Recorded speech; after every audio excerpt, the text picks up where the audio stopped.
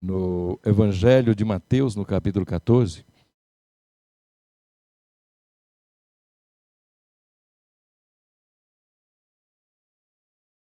Evangelho de Mateus, capítulo 14, versos 22 a 33.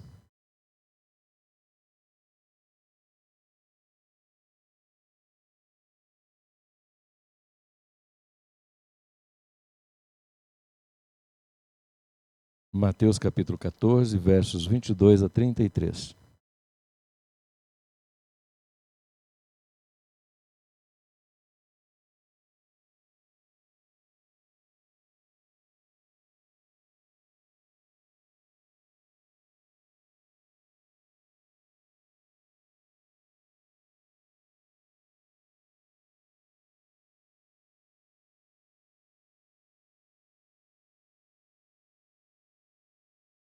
Esse pastor está ficando velho e esquecido, né? Esqueci de entregar o certificado para o Joelzinho, mas já pegaram de forma sorrateira. Depois a gente posa para a foto com o certificado de batismo do Joel. Mateus 14, versos 22 a 33 diz: Logo a seguir, compeliu Jesus os discípulos a embarcar e passar diante dele para o outro lado. Enquanto ele despedia as multidões, e despedidas as multidões, subiu ao monte a fim de orar sozinho. Em caindo a tarde, lá estava ele só. Entretanto, o barco já estava longe, a muitos estádios da terra, açoitado pelas ondas, porque o vento era contrário. Na quarta vigília da noite foi Jesus com eles, andando por sobre o mar. E os discípulos, ao verem-no andando sobre as águas, ficaram aterrados e exclamaram: É um fantasma! E todos, tomados de medo, gritaram. Mas Jesus imediatamente lhes disse: Tende bom ânimo, sou eu, não temais. Respondendo-lhe Pedro, disse: Se és tu, Senhor, manda-me ir ter contigo por sobre as águas. E ele disse: Vem. E Pedro, descendo do barco, andou por sobre as águas e foi ter com Jesus. Reparando, porém, na força do vento, teve medo e, começando a submergir, gritou: Salva-me, Senhor! E prontamente Jesus, estendendo a mão, tomou-o e lhe disse: Homem de pequena fé, por que duvidaste? Subindo ambos para o barco, cessou o vento. E os que estavam no barco o adoraram, dizendo: Verdadeiramente és filho de Deus. Vamos orar mais uma vez. Senhor nosso Deus, abra-nos o entendimento, Senhor, para compreender a Tua palavra, para acolhê-la em nosso coração e, como boa semente que venha dar fruto, fruto para a glória do Teu nome, correspondendo ao propósito para o qual Tu nos falas nesta noite. Abençoa e santifica a Tua igreja. Assim oramos em nome do Senhor Jesus. Amém.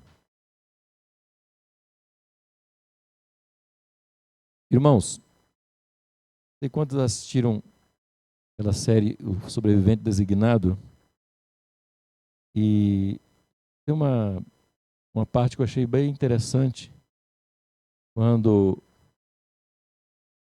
a moral da história é que é uma ficção, há um atentado onde todo o Congresso americano ele é destruído no atentado, o presidente, todo o seu gabinete, o vice-presidente, todos morrem, a Suprema Corte também é destruída,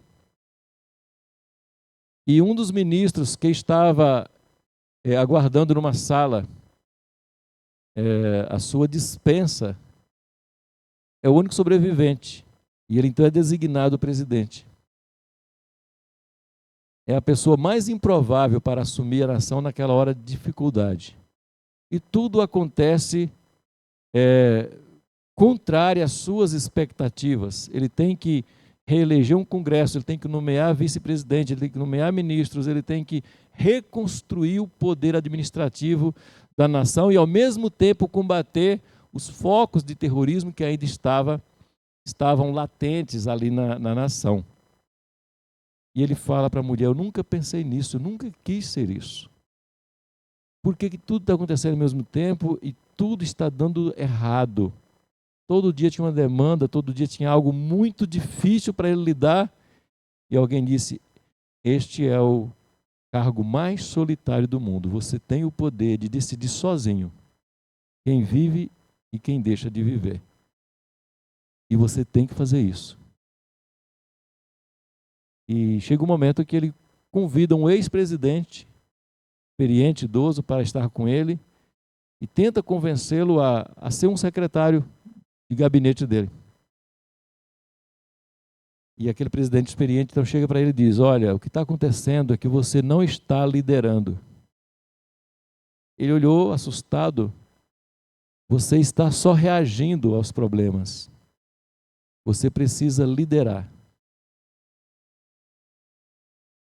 Irmãos, às vezes acontece na nossa vida também.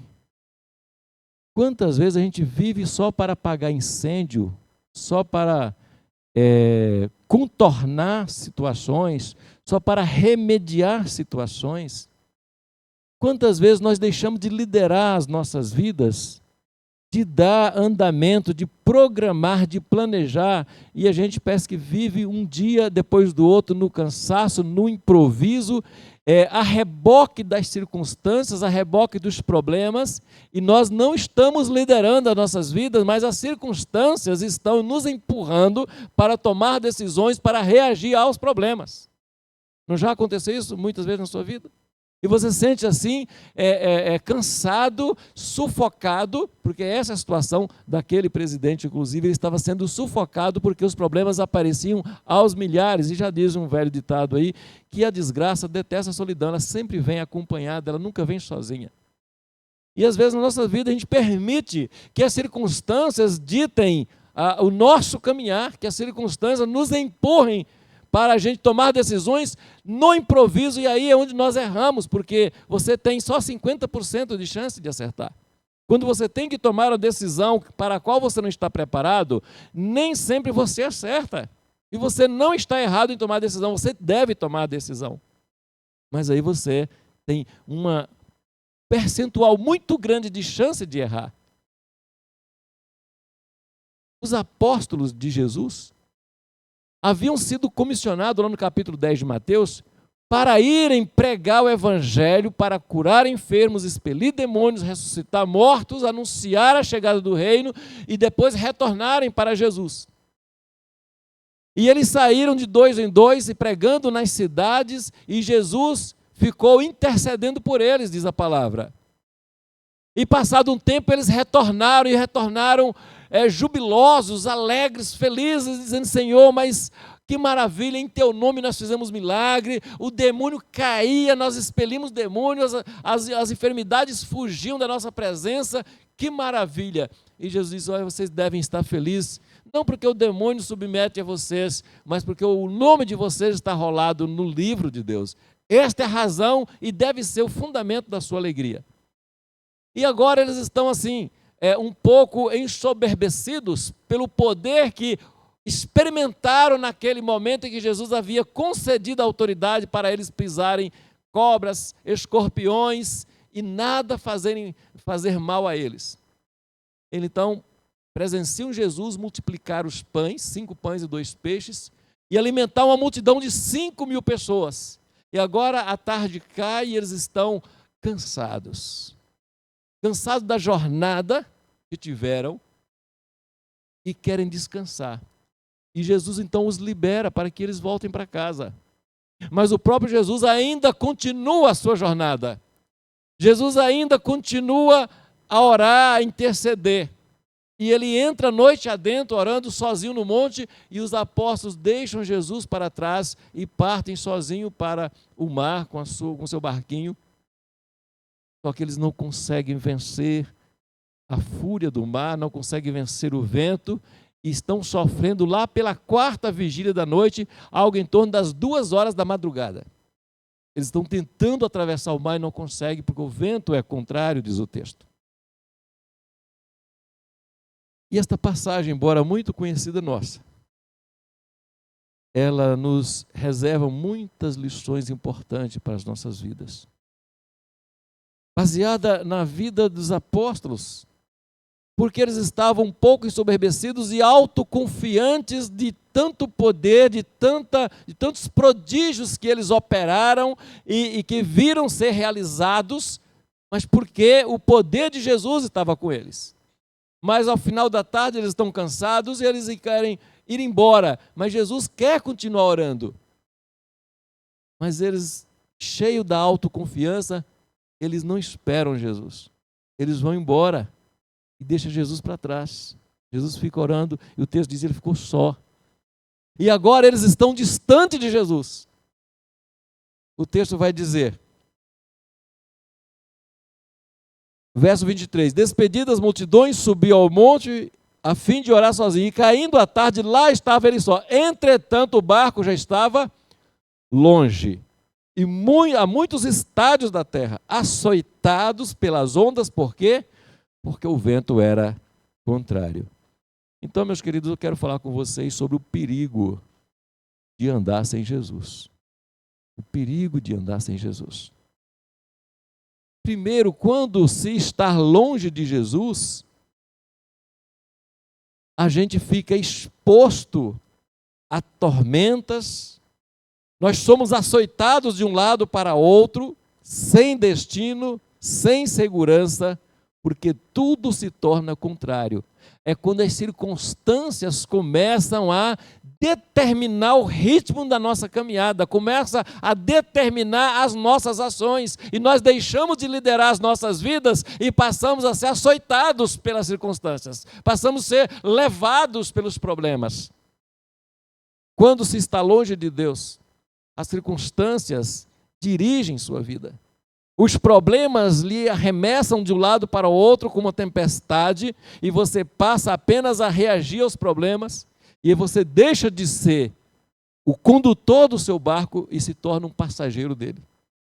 E nunca é capaz de liderar sua própria vida, porque você está atrasado. Quem anda longe e quem anda sem Cristo, quem teima a andar na sua autoconfiança, achando que já pode, e os apóstolos, porque voltaram de uma jornada abençoadora, de uma jornada milagrosa, eles acharam que podia daí para frente tocar a vida sozinho sem Jesus. E essa autoconfiança é uma armadilha, porque aí os problemas vêm, nós somos testados, nós somos provados, açoitados de um lado para o outro, e nós ficamos apenas a remar para vencer uma onda que nos leva 2 metros para trás, quando apenas tentamos ir 1 para frente. E isso acontece na nossa vida prática. E a gente passa a correr atrás de remédio para enfermidades, correr atrás de emprego, correr atrás de empréstimo para pagar uma conta que já venceu, e aí nós não lideramos, nós não planejamos, porque não dá tempo. Porque nós invertemos a agenda. Nós não lideramos as nossas vidas. E por que não somos capazes de liderar as nossas vidas? Por algo muito simples. Deixamos Jesus fora do barco. Estamos tentando seguir em frente, achando que podemos, sem Jesus. Então, meus queridos, se você quer liderar a sua vida, e deixar de andar à mercê dos ventos, à mercê dos problemas, deixar de ficar fazendo curativos, então antecipe os problemas, planeje sua vida. Ao entrar no barco, observe atentamente se Jesus já está nele. Não entre sozinho, não. Ao sair de casa, tenha o cuidado de perceber se Jesus está na sua frente. Não tente sair de casa sozinho. Não tente entrar no barco sozinho. Não tente resolver problemas sozinho. Não tente planejar algo apenas para o seu deleite. Mas planeje fazê-lo para a glória de Deus. Não solte a âncora do seu barco sem você ter certeza que Jesus está na direção, no comando dele. Sem a companhia e a direção de Jesus em sua vida, tudo passa a girar o contrário. E isso estava acontecendo com os apóstolos. Remava 2 metros para frente e o vento empurrava mais 3 metros para trás. É assim que acontece quando nós acreditamos na nossa autoconfiança, quando nós achamos que podemos fazer as coisas do nosso jeito e quando nós deixamos Jesus de fora das nossas decisões. Mas também aprendemos no versículo 25 que apesar da nossa teimosia, apesar das nossas negligências, o Senhor não se esquece de nós. Mesmo no meio da tempestade, Ele sempre vem. E sabe qual é a parte boa? É que Ele nunca chega tarde. Ele sempre chega na hora certa. Você pode estar ansioso, você pode estar apressado, mas Jesus não está atrasado. Ele sempre chega na hora certa. No verso 25, o texto disse que na 4ª vigília da noite foi Jesus ter com eles andando por sobre o mar. Jesus sempre vem ao encontro dos seus. Aliás, ele nunca esteve longe, ele nunca esteve distante dos seus. Nós nos distanciamos de Deus, mas ele não se distancia de nós. E embora estejamos desesperados e não percebamos, o Senhor sempre está por perto. Ele está sempre ao alcance de uma oração. E ele sempre vem na hora certa. Mesmo quando ele chega num funeral, que o defunto já está sepultado há 4 dias, como Lázaro, ele não chegou atrasado. Ele diz: eu sou a ressurreição e a vida. Quem crê em mim, ainda que esteja morto, vai viver. Não estou atrasado. E Lázaro volta a viver. Queridos, mesmo impedidos de percebermos a solução, pelo fato de estarmos tão ocupados e envolvidos com as nossas demandas, com as coisas que nós escolhemos, o Senhor ele sempre tem compaixão e mesmo assim Ele vem ao nosso encontro oferecer a sua ajuda. Muitas vezes nós consumimos de ansiedade, de precipitação,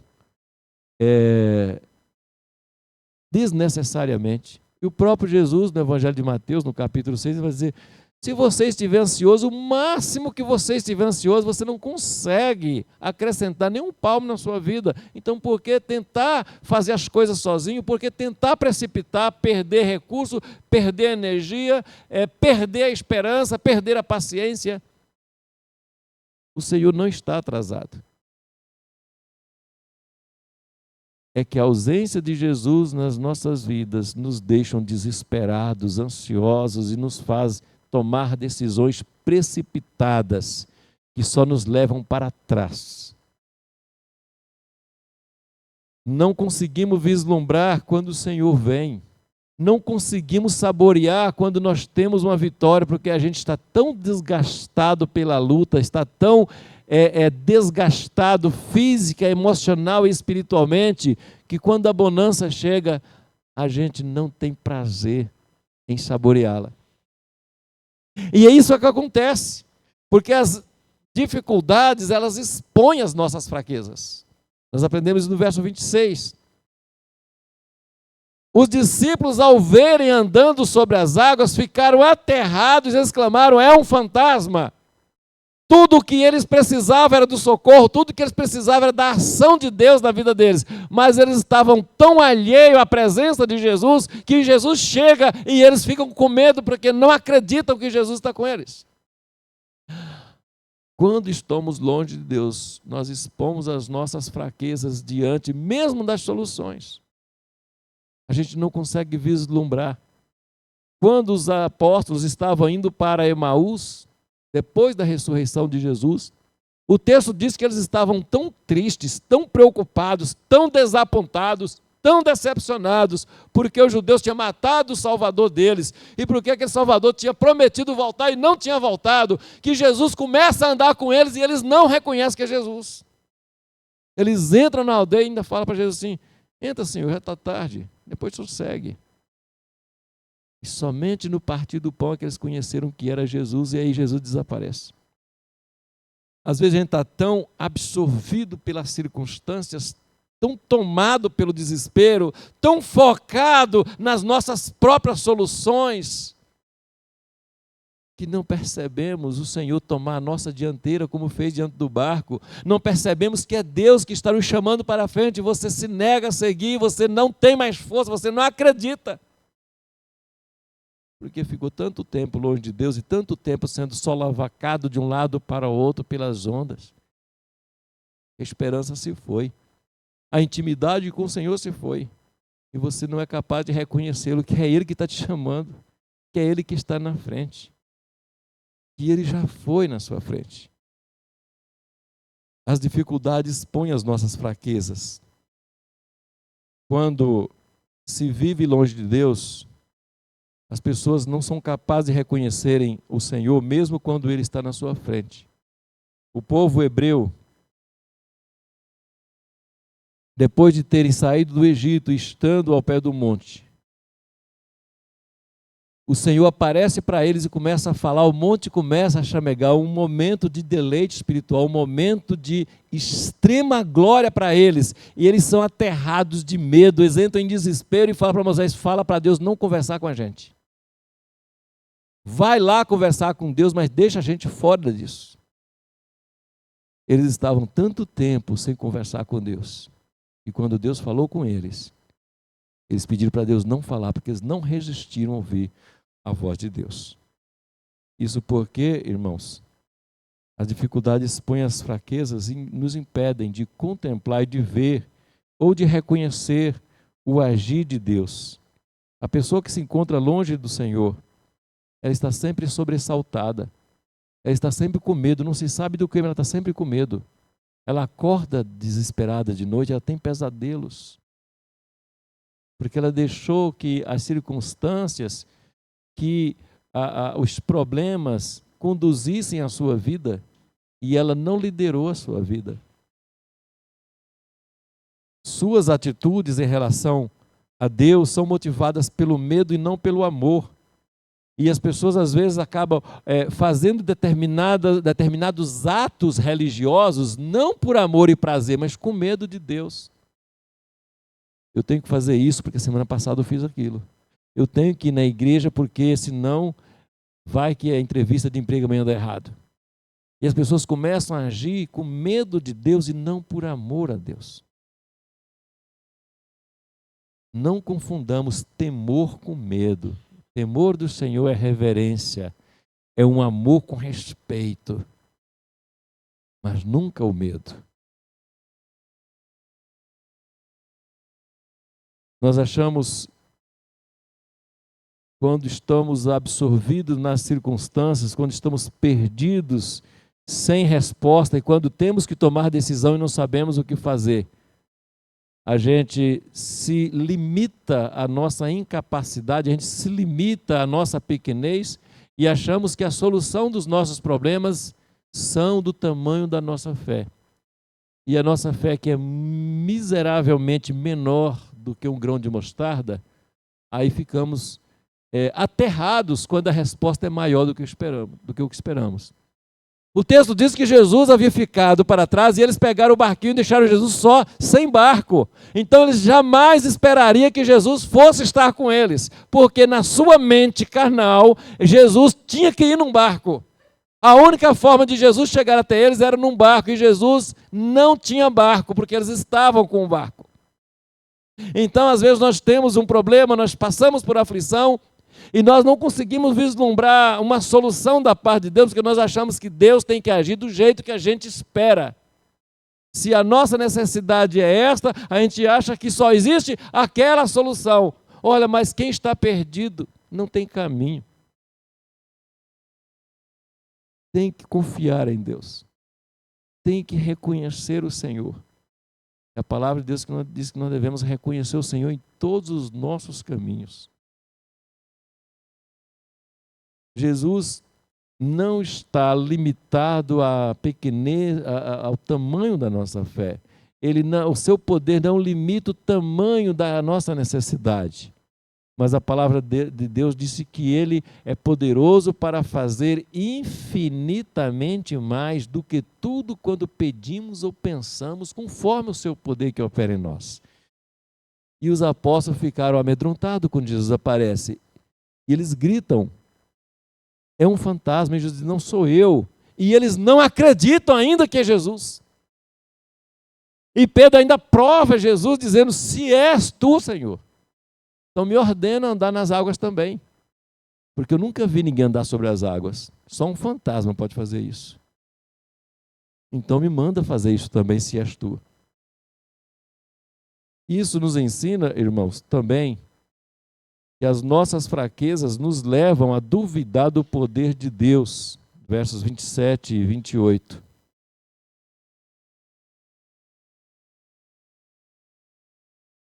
Mas Jesus imediatamente diz, tem de bom ânimo, sou eu, não temais. Respondeu-lhe Pedro, se és tu, Senhor, manda-me ir ter contigo por sobre as águas. Nunca ponha o teu Deus em prova, nunca tente o Senhor teu Deus. Nunca peça um sinal para o Senhor se você não está preparado para ver esse sinal. E Pedro então pede que Jesus o mande andar sobre as águas. E Jesus manda. O pior é que ele vai. E também anda sobre as águas. E aí é que nós aprendemos mais uma lição. E essa lição nos diz que quando nós concentramos a nossa visão nos problemas e não no poder de Deus, nós afundamos. Quando nós reparamos no tamanho do problema e não no poder de Deus, a gente se afunda. Olha o que diz o verso seguinte. 29. Ele disse, vem, e Pedro, descendo do barco, andou por sobre as águas e foi ter com Jesus, reparando, porém, ou seja, ao contrário, em vez de olhar para Jesus, diz, porém, ao contrário de olhar para Jesus, ele olhou para as águas, porém, reparando na força das águas, na força do vento, teve medo e começou a submergir. Se Deus está te chamando, se Deus está no comando da sua vida, não tenha dúvida, não hesite, não tenha medo, siga o Senhor. Não tente o Senhor se você não está preparado para ver o sinal que Ele vai te mostrar. Siga, apenas siga. Deixe o Senhor liderar a sua vida. Então pare de olhar para os lados, pare de olhar para trás. Apenas olhe para o Senhor. Ah, mas o problema é grande. O Senhor é maior. Ah, mas a coisa está muito difícil. O Senhor tem a solução. Você é capaz, você pode tirar o seu problema das mãos do Senhor para você resolver? Então por que está olhando para o problema? Pare de olhar para o tamanho do problema, olhe para o tamanho do seu Deus. Os hebreus haviam escapado do Egito e estavam felizes porque agora eles estavam livres, mas eis que de repente aparece um mar na sua frente, eles têm um mar vermelho à sua frente, eles olham para um lado é deserto, para outro deserto também, que consumiam as pessoas, mas quando eles olham para trás, o exército dos egípcios estava chegando até eles. Eles então entram em desespero, eles não olham para Deus, eles olham para o problema, olham para o mar, olham para a fúria do exército, olham para a agressividade do deserto. E Deus diz para Moisés, por que esse povo está murmurando? Manda que eles levantem e marchem. Quando você passar a liderar a sua vida, com Deus no seu barco, não tem exército de Faraó, não tem deserto escaldante, não tem mar bravio na sua frente. o Senhor te conduzirá ou sobre as águas, como fez com Pedro, ou abrirá as águas, como fez com Moisés. Apenas levante e marche e pare de reclamar. Pare de valorizar o problema, valorize o teu Deus, glorifique o teu Deus.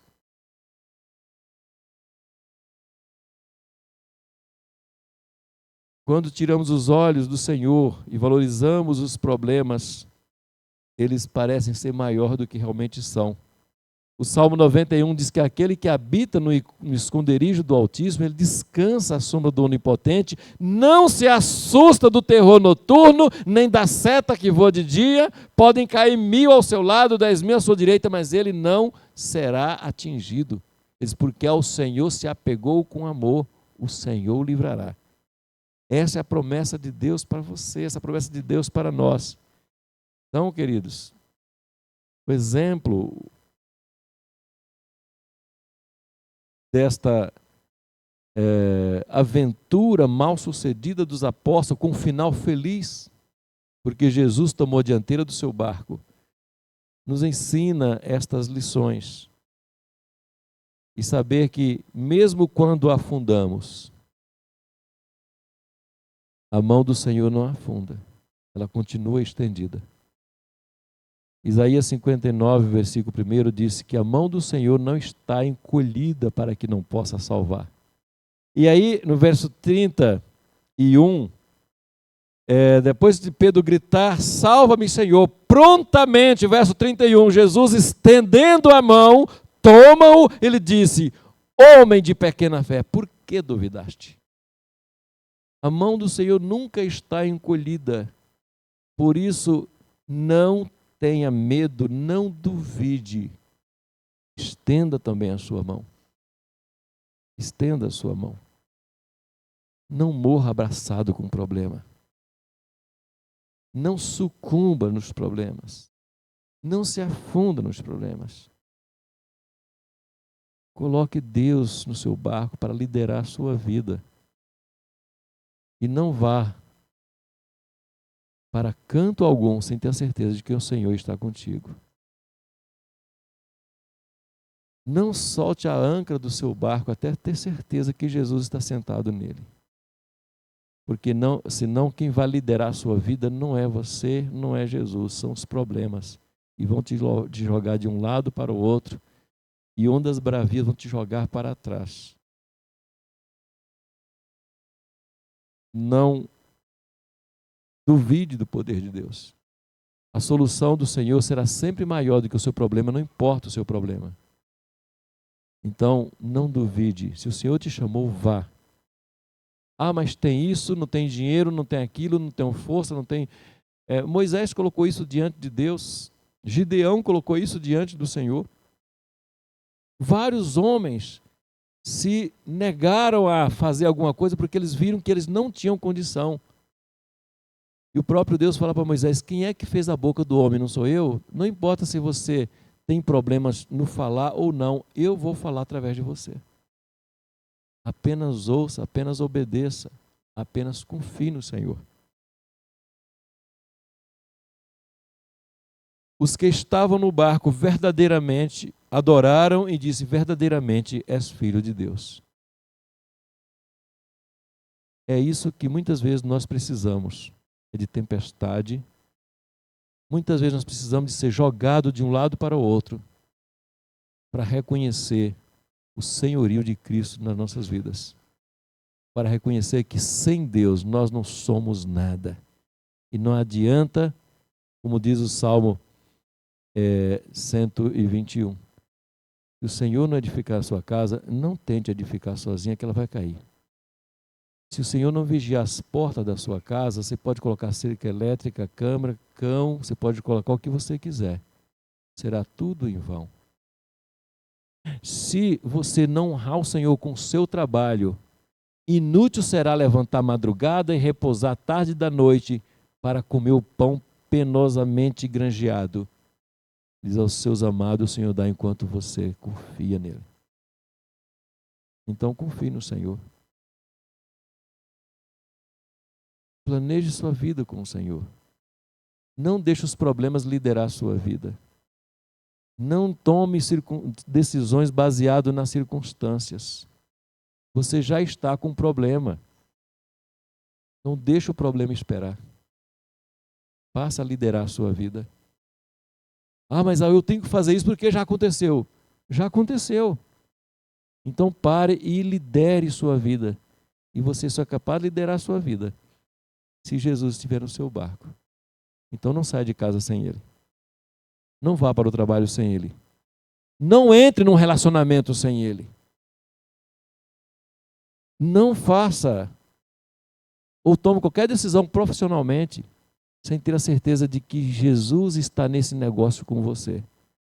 Senão você será levado de volta pelas ondas, movido pelas circunstâncias, e você passará o tempo cansado, lutando contra as ondas, porque saiu de casa sem Jesus, tomou decisão sem Jesus, e está reagindo e não liderando, e as circunstâncias mandando na sua vida.